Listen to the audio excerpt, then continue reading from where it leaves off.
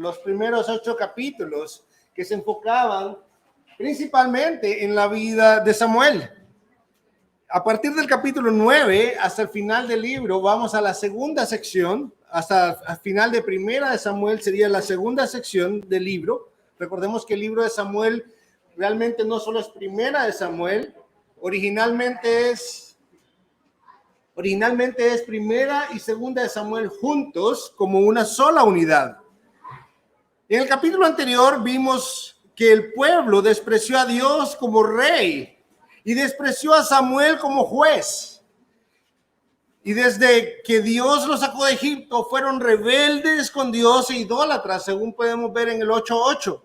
Vimos en el capítulo 4 que quisieron manipular a Dios. Vimos en el capítulo 8 que quisieron sustituir a Dios al solicitar un rey que lo gobernase como respuesta a su temor a otro nuevo ataque de los filisteos.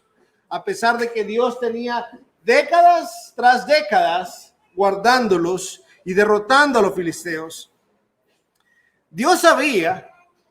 Él sabía claramente que lo que no querían era que él los gobernase.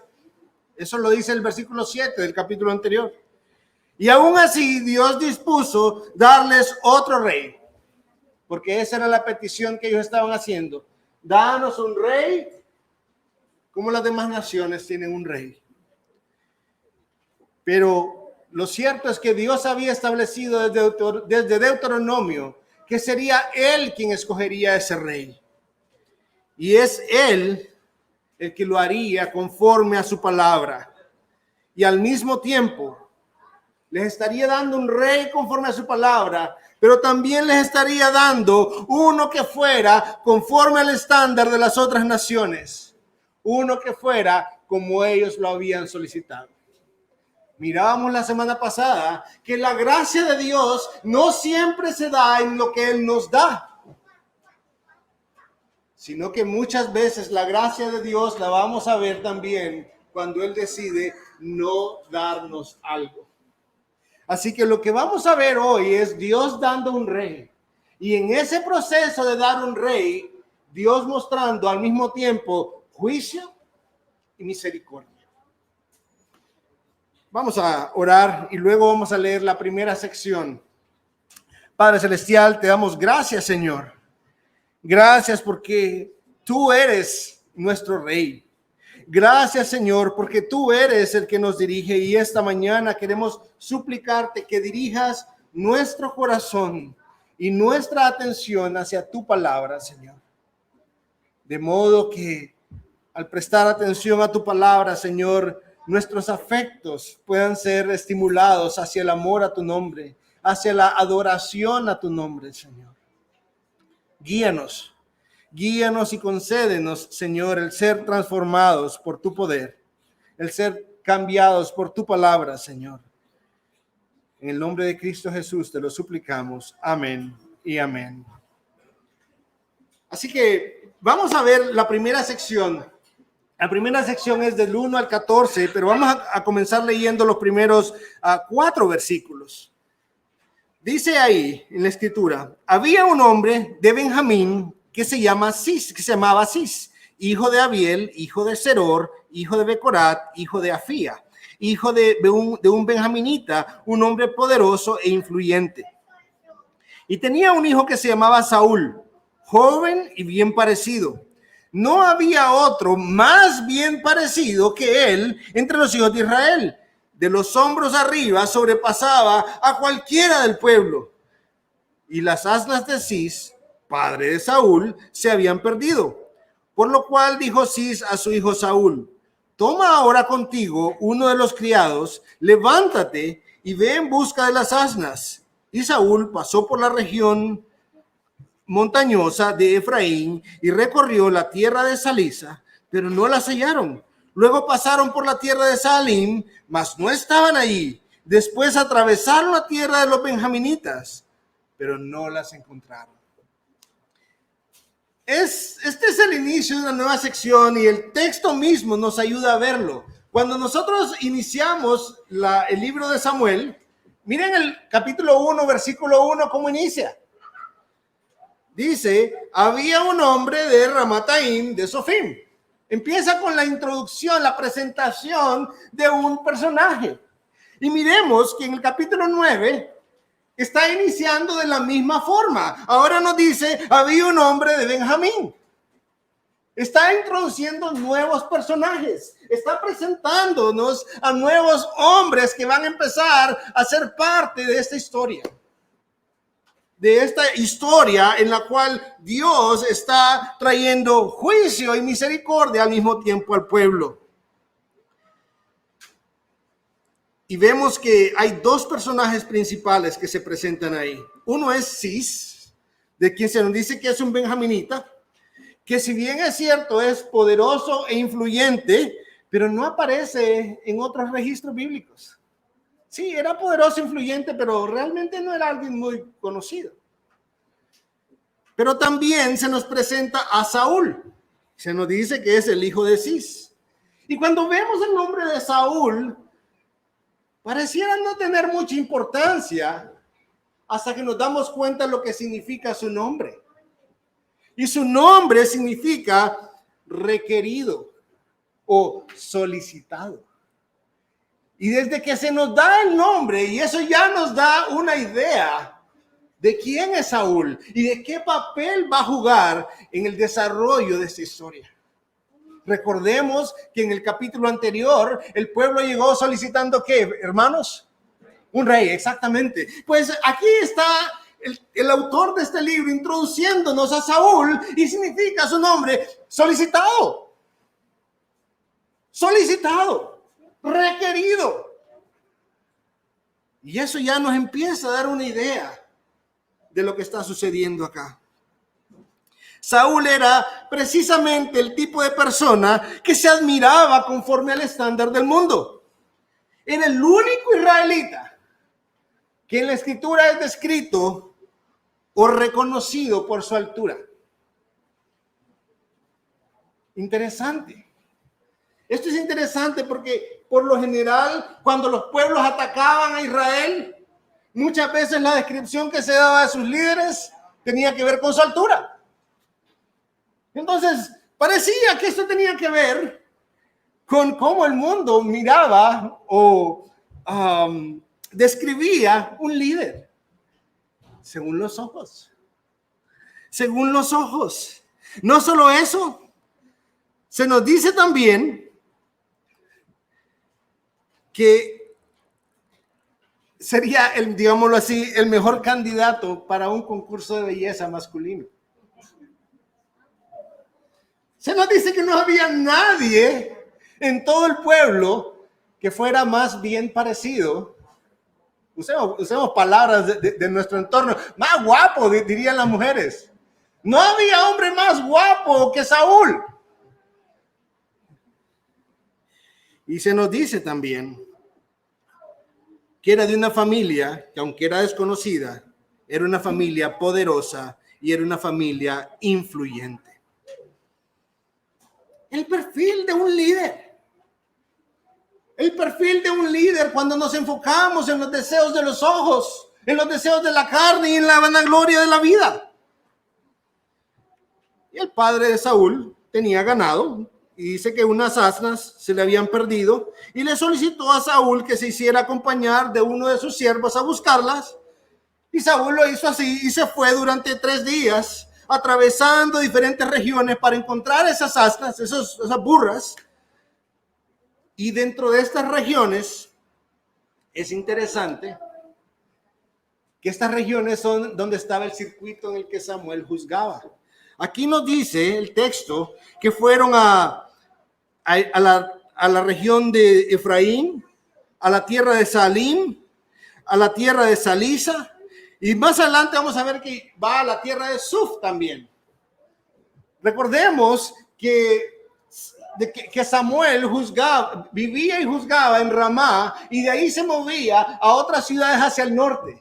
Y esas ciudades hacia el norte estaban precisamente en la región de los benjaminitas. Saúl era un benjaminita. Y estaban también en la región de Efraín. Era una región pequeña en el centro de Israel. Y ahí empezaron a buscar a estas asnas. Versículo 5. Cuando llegaron a la región de Suf, Saúl dijo al criado que estaba con él: ven, regresemos, no sea que mi padre deje de preocuparse por las asnas y se angustie por nosotros. Y él le respondió: he aquí que hay un hombre de Dios en esta ciudad, el cual es tenido en alta estima. Todo lo que él dice se cumple sin falta. Vayamos ahora, quizá pueda orientarnos acerca de la jornada que hemos emprendido. Entonces Saúl dijo a su criado: pero he aquí, si vamos, ¿qué le llevaremos al hombre? Porque el pan de nuestras alforjas se ha acabado y no hay presente para llevar al hombre de Dios. ¿Qué tenemos? Y el criado volvió a responder a Saúl y dijo: he aquí, tengo en mi mano la cuarta parte de un siclo de plata. Se lo daré al hombre de Dios y él nos indicará nuestro camino. Antiguamente en Israel, cuando uno iba a consultar a Dios, decía: venid, vamos al vidente, porque al que hoy se le llama profeta, antes se le llamaba vidente. Entonces Saúl dijo a su criado: bien dicho, anda, vamos. Y fueron a la ciudad donde estaba el hombre de Dios. Miren qué interesante. Dice: cuando llegaron a la tierra de Suf. Si volvemos nuevamente al capítulo 1, versículo 1, dice: había un hombre de Ramataim, de Sofim, de la región montañosa de Efraín, noten Efraín otra vez, es esa región, que se llamaba Elcana, hijo de Jeroam, hijo de Eliú, hijo de Tou, hijo de Suf. Llegaron a la región de un pariente de Samuel. Algunos dicen que Ramá estaba precisamente en esa región. Entonces, que lo más seguro es que estaban llegando a Ramá. Es lo que algunos sugieren. Pero el texto no nos lo dice con claridad. Lo que sí podemos saber es que era muy cerca. Por lo menos era muy cerca. Si no es que ahí mismo estaba Ramá. Y cuando llegaron a Suf, el pariente de Samuel, Saúl estaba listo ya para regresar. Él empezó diciendo: mira, al criado, mira, ya pasaron 3 días y la verdad es posible que mi papá empiece a preocuparse ya no por las burras, no por las asnas, sino que empiece a preocuparse por nosotros. Y entonces viene el siervo y le dice: pero Saulito, fíjese que es que aquí en este pueblo yo sé que aquí hay un vidente. Aquí hay un vidente y tiene buena reputación. Lo interesante es que sabían de la reputación del vidente, pero no sabían quién era. Préstenle atención a eso. Conocía el siervo, Saúl no. El siervo conocía la reputación del vidente, pero no sabían quién era. Y eso tiene que llamarnos la atención de alguna forma. Porque si vamos a lo que hemos visto anteriormente, acompáñenme al capítulo 3, versículo 20. Miren lo que dice ahí. Y todo Israel, desde Dan, norte, hasta Berseba, vimos la semana pasada que Berseba era extremo sur, supo que Samuel había sido confirmado como profeta del Señor. Todo Israel supo, pero estos hombres no sabían. Estos hombres ni se daban cuenta quién era él. El siervo sabía que él tenía buena reputación. No solo eso, si vemos el 4:1, dice: y llegaba la palabra de Samuel, ¿a dónde, hermanos? A todo Israel. Pero estos hombres como que no se daban cuenta. Estos hombres no se estaban enterando de lo que todo el resto del pueblo sí se enteraba. Y el siervo instó a Saúl a que fueran a buscar orientación para encontrar a las asnas. Sin embargo, Saúl muy sensatamente dice: bueno, mira, ya no tenemos ni comida ni para el regreso, ¿y qué le vamos a llevar a este hombre? Porque la costumbre en aquel entonces era que se le llevaba un presente al vidente, al que se le solicitaba que consultara a Dios. Pero el siervo, dice el texto, y lo leemos en español de la siguiente forma, versículo 9, Dice,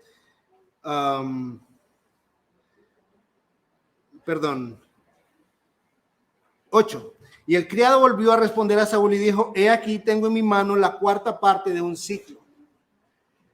Cuando dice, he aquí tengo en mi mano, también en el original incluye otro verbo. Ese verbo, el verbo, no tiene sentido, el verbo matzah, que significa encontrar. El siervo se encontró y la tenía en su mano, se había encontrado la cuarta parte de un ciclo. Y tenía ahí un presente para Samuel que estaba dispuesto a darle. Veamos qué sucede. Versículos 11 al 14. Según subían por la cuesta de la ciudad, se encontraron con unas muchachas que salían a sacar agua y les dijeron, ¿está aquí el vidente? Y ellas le respondieron y dijeron, sí, he aquí está delante de ti, apresúrate ahora, pues hoy ha venido a la ciudad, porque el pueblo tiene hoy un sacrificio en el lugar alto.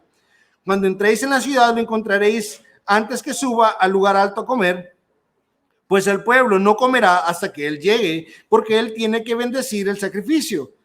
Después comerán los convidados. Subid ahora, que lo encontraréis enseguida. Ellos pues subieron a la ciudad. Cuando entraban a la ciudad, he aquí que Samuel salía hacia ellos para subir al lugar alto. Entonces estos dos hombres, Saúl y su criado, abandonan por un momento la tarea de buscar a las asnas para empezar a buscar a este hombre, Samuel, a quien no conocían. Y consultan acerca del vidente y en efecto el vidente ahí estaba y iba a presentar un sacrificio al Señor, pero sin embargo aún ellos no tenían ni idea cómo identificar a Samuel. Nunca lo habían visto, no tenían ni idea cómo era él. Pero lo que Saúl no sabía era que Samuel también tenía una misión.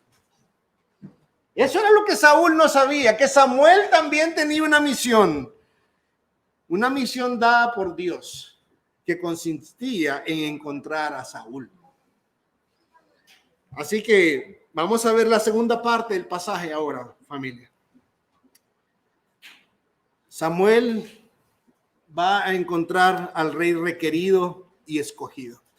Versículo 15. Ahora bien, un día antes de la llegada de Saúl, el Señor había revelado esto a Samuel diciendo, mañana, como a esta hora, te enviaré un hombre de la tierra de Benjamín, lo ungirás para que sea príncipe sobre mi pueblo Israel, y él librará a mi pueblo de la mano de los filisteos, porque yo he visto la aflicción de mi pueblo, pues su clamor ha llegado hasta mí. Cuando Samuel vio a Saúl, el Señor le dijo, he aquí el hombre a quien te hablé, este gobernará a mi pueblo. Entonces Saúl se acercó a Samuel en medio de la puerta y le dijo, te ruego que me enseñes dónde está la casa del vidente. Respondió Samuel a Saúl y dijo, yo soy el vidente. Sube delante de mí al lugar alto, pues hoy comerás conmigo. Y por la mañana te dejaré ir y te declararé todo lo que está en tu corazón. En cuanto a tus asnas que se perdieron hace 3 días, no te preocupes por ellas, pues han sido halladas. ¿Y para quién es todo lo deseable en Israel? ¿No es para ti y para toda la casa de tu padre? Saúl respondió y dijo, ¿no soy yo benjaminita, de la más pequeña de las tribus de Israel? ¿Y no es mi familia la menos importante de todas las familias de la tribu de Benjamín? ¿Por qué pues me hablas de esta manera? Hermanos, prestemos la atención a esta porción. Porque sin esta porción, este capítulo, lo que está lleno es de casualidades. O por lo menos a lo que nosotros le llamamos casualidades. Los versículos 15 al 17 son importantísimos para comprender lo que ha estado sucediendo y lo que va a seguir sucediendo. No solo antes de ese momento, sino desde ese momento hasta hoy. Los versículos 15 al 17 son importantes para entender sus circunstancias hoy. En primer lugar, lo que vemos es que del 15 al 17, es que las asnas no se perdieron por casualidad. No se perdieron por casualidad. 2, el siervo de Cis, aquel que instó a Saúl a quedarse en Suf, no lo acompañó por casualidad. Ah, qué suerte que viniste conmigo, diríamos en nuestros días, ¿verdad? O si estuviéramos viendo a Saúl, diríamos, qué leche la ese Saúl. 3, no llegaron a la tierra de Suf por casualidad. Es que Dios sabía dónde perder esas asnas. 4, el siervo no se encontró con la moneda por casualidad. ¡Qué lechero este! En todos lados se encuentran pisto. No, no fue casualidad. Samuel mismo no estaba ahí por casualidad. Muchas veces nosotros atribuimos las cosas que suceden a nuestra vida a la casualidad, a la suerte o a la mala suerte. Pero lo cierto es que nosotros vivimos bajo el cuidado de un Dios soberano.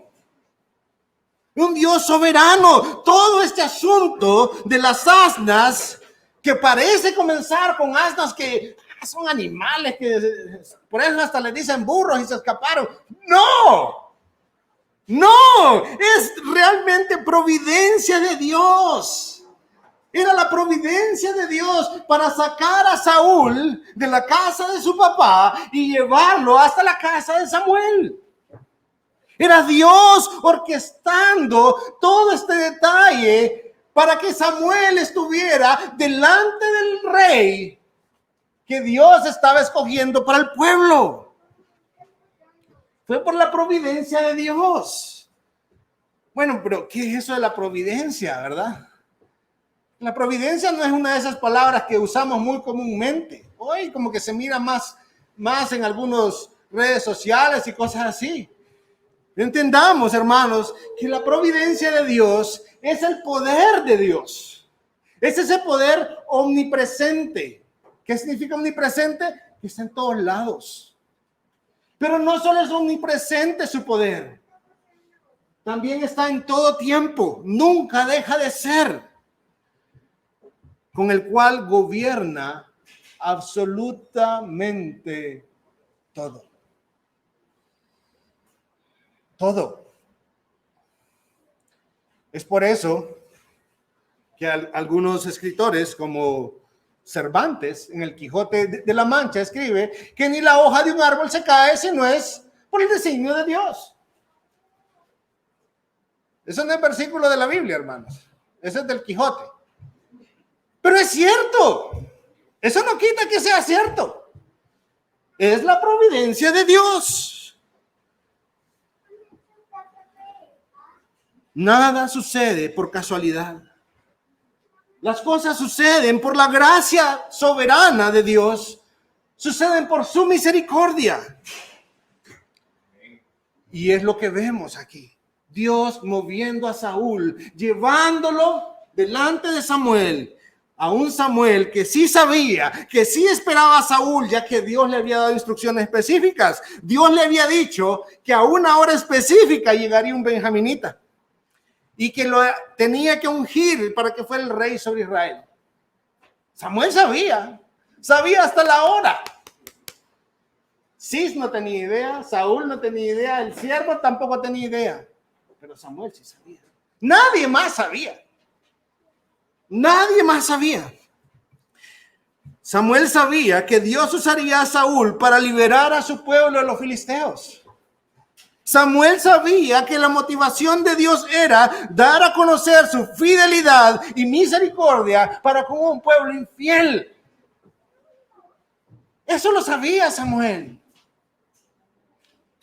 Esta era una respuesta misericordiosa de Dios ante el clamor del pueblo. Samuel lo tenía claro. Pero miremos lo que sucede en el versículo 17, hermanos.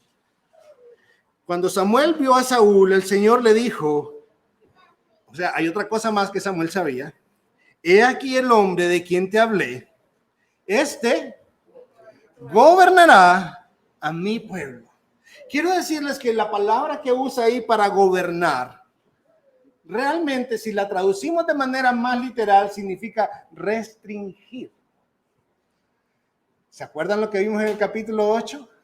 ¿Se acuerdan toda la advertencia que Samuel le dio al pueblo y le dijo, bueno, con un rey también van a venir costos? Con un rey, sus hijos van a tener servicio militar obligatorio, servicio agrícola obligatorio, van a haber nuevos impuestos, impuestos a la agricultura, impuestos a la ganadería. Ustedes mismos van a terminar siendo esclavos. ¿Se acuerdan? Eso está en el capítulo anterior.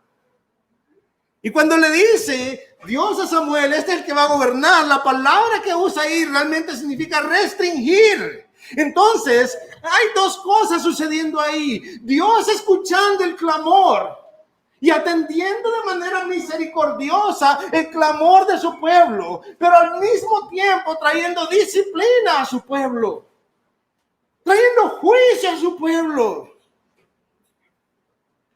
Notemos que en la disciplina y el amor no hay conflicto cuando viene de Dios.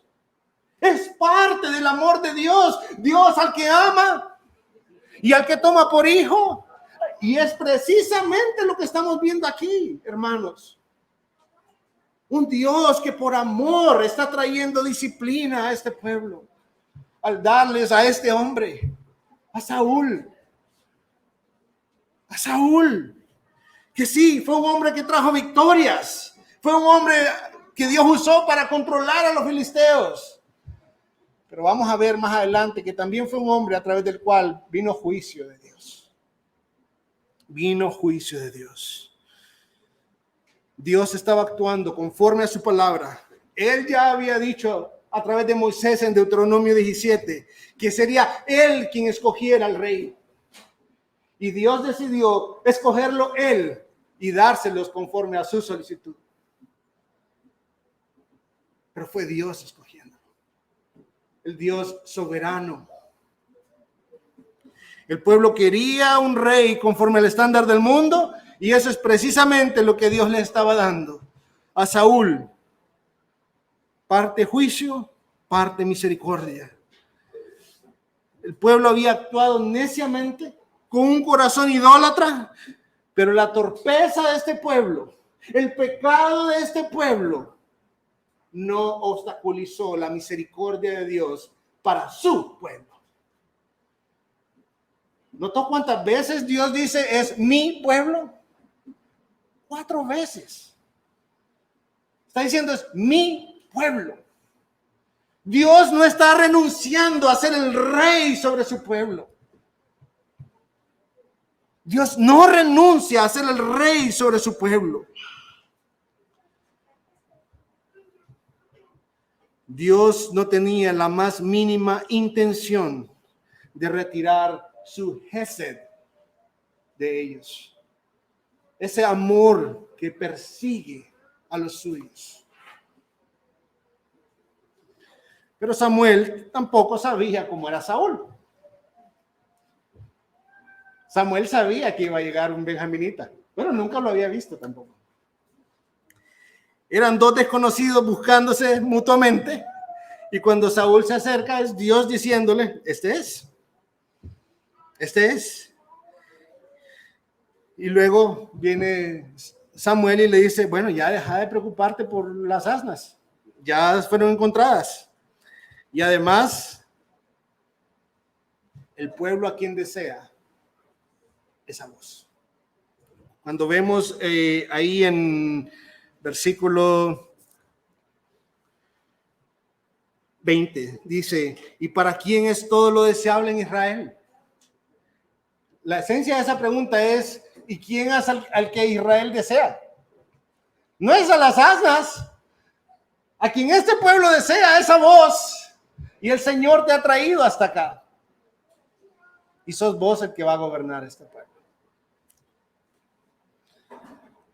Al parecer, Saúl no entendió del todo a Samuel, ya que comenzó a dar razones pero yo soy benjaminita, somos una tribu así, chiquitita. Chiquitita. Y ni siquiera procedo de una familia importante. Qué interesante, porque el texto ya nos había dicho al inicio de que venía de una familia pudiente e influyente. Entonces podríamos considerar esto como media modestia. Llamémosle una modestia exagerada, vaya. Entonces, versículo 22. Entonces Samuel tomó a Saúl y a su criado y los llevó a la sala y les dio un lugar a la cabecera de los invitados, que eran unos 30 hombres.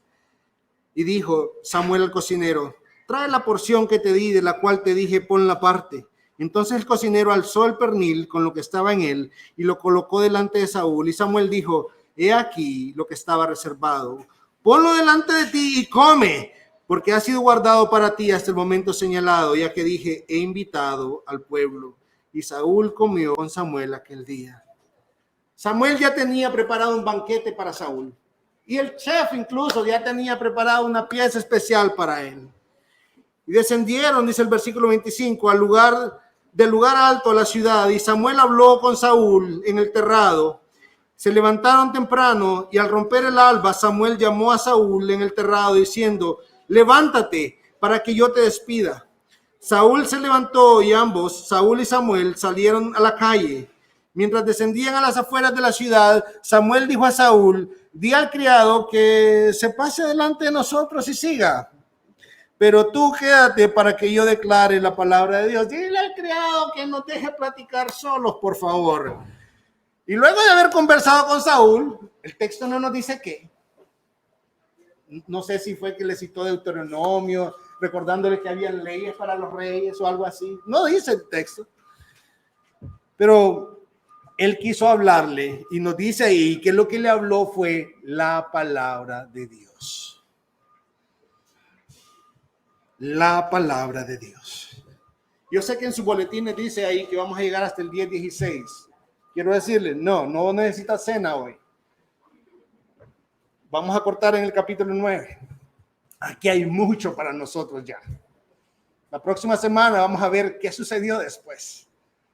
Cuando Saúl es ungido por Samuel. Hay cosas muy interesantes que vamos a hacer ahí. La próxima semana, dentro de 2 semanas, vamos a ver qué pasa cuando Saúl es llamado para ser coronado rey.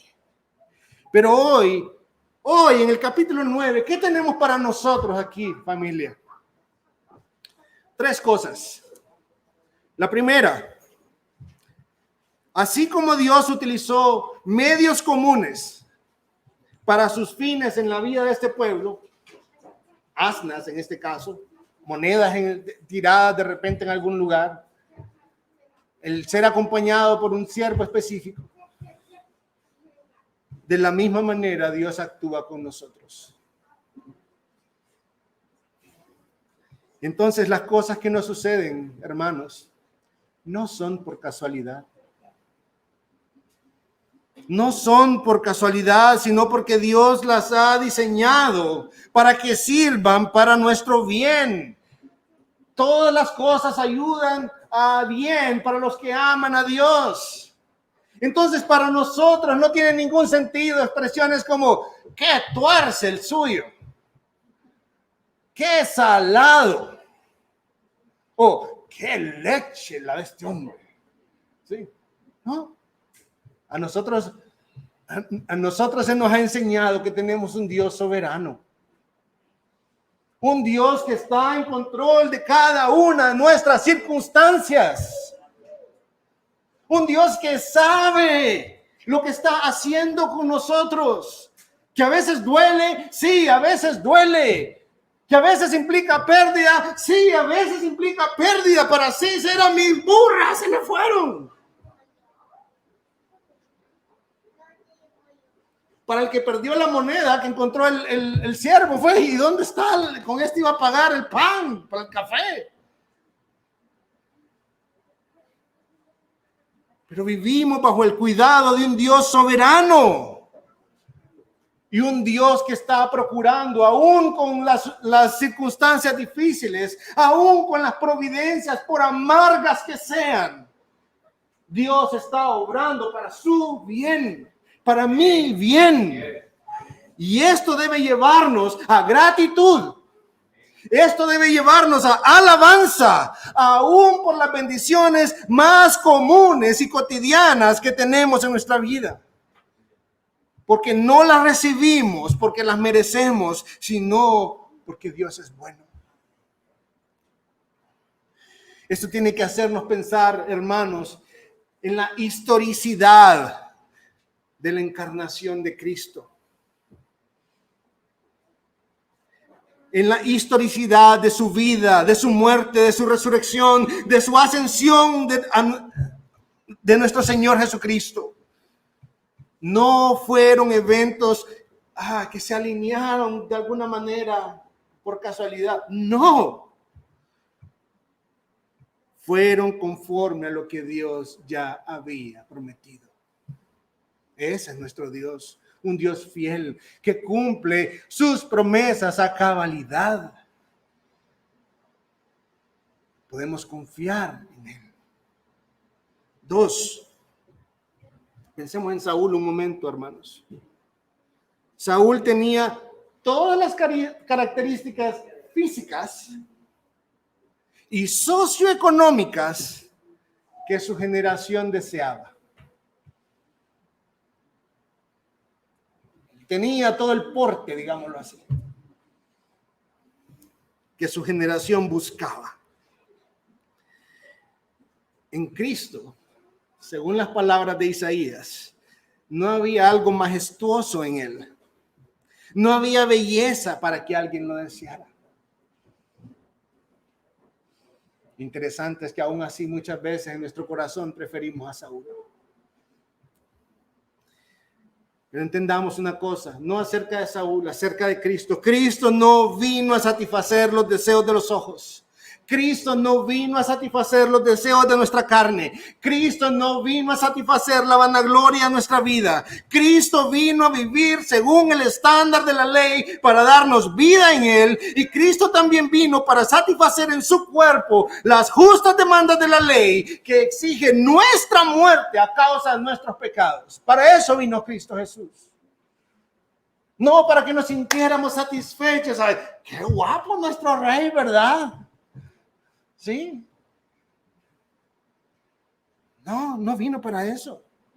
Tenemos un Salvador y Rey que no es conforme a lo que el mundo persigue, pero que está por encima de todo, procurando el bienestar de los suyos, sin pecado. Ese es nuestro Rey. Ese es nuestro Jesús. 3 y último. Hermanos, vivimos en un mundo afectado por el pecado. Vivimos en medio de una sociedad afectada por el pecado. Vivimos en un cuerpo afectado por el pecado. Ese es nuestro cuerpo, es parte de lo que somos. A pesar de eso, no es raro escuchar a creyentes que no desean la venida de Cristo. Que no desean la venida del Rey. No, es que si viene, yo acabo de terminar de pagarle la última cuota del carro, fíjense, y quiero disfrutarlo. Me acabo de graduar. Quiero realización profesional. Me acabo de casar.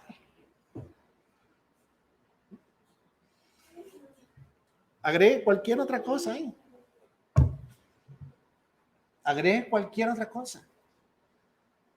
Y nuestro corazón caído, muchas veces estamos deseando más lo que el mundo ofrece que al Rey de Reyes sobre este mundo.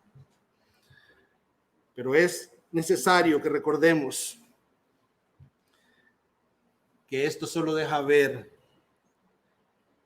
que tenemos no solo un cuerpo afectado por el pecado, sino que nuestro propio corazón, nuestra propia mente está afectado por el pecado también.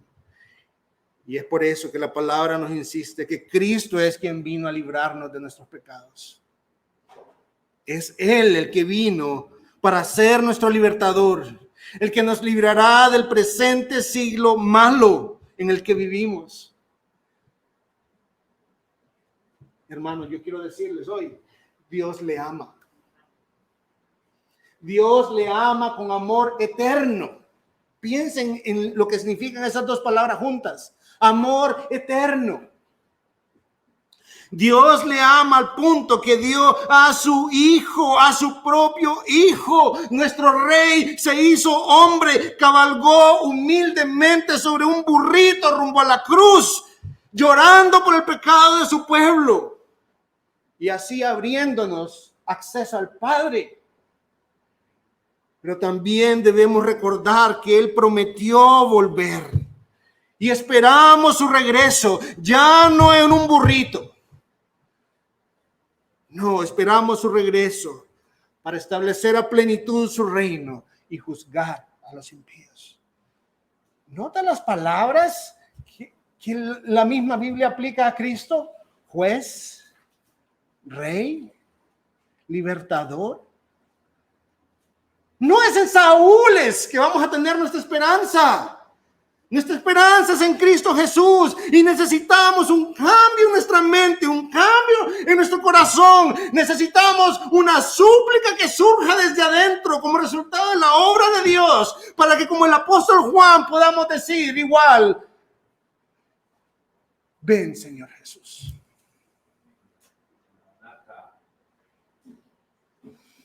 Acompáñame a orar, familia. Gracias, Dios. Gracias, Dios, te damos porque nuestra confianza no está puesta en hombres, Señor. Nosotros nos fallamos unos a otros. No hay uno tan solo en nosotros, Señor, que pueda permanecer por sí mismo delante de ti, Señor.